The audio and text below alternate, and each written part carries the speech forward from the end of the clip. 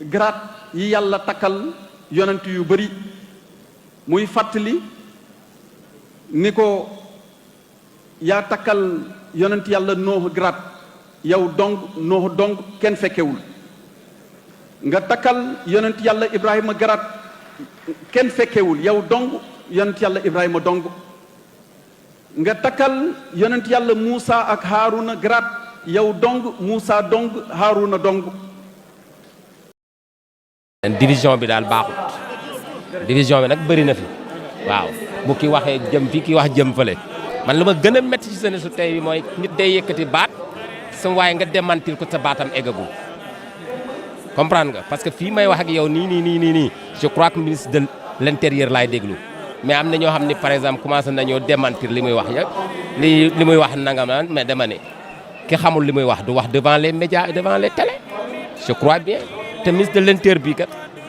lu nit mën a wax mooy ànduma ak moom waaye kër dina yëpp wax dëgg yàlla dem na fa def na fu lu rafet te man ba ma déggee taalibe sëñ Saliou Mbacké la rek laa pare ci moom comprendre nga ca laa ko boole ci lépp xam nga li ma la wax bu baax côté boobu la moo tax may wax quoi voilà ci ñu booloo bokk ndey ak baay te bàyyi xajaloo gi waaw yal nañu yàlla jégal ñëpp voilà. nga takkal yonent yàlla Ilyasin grade kenn fekkewul yow dong Ilyasin dong ci saar boobu ma tudd léegi yàlla di ci wax ni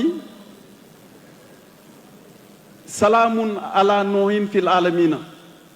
salaamun ala ibrahim salaamun ala Muusa wa Haarun salaamun ala Ilyasin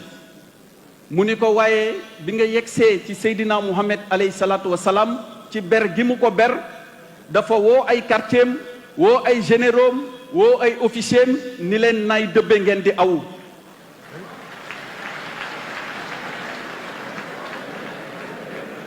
moo tax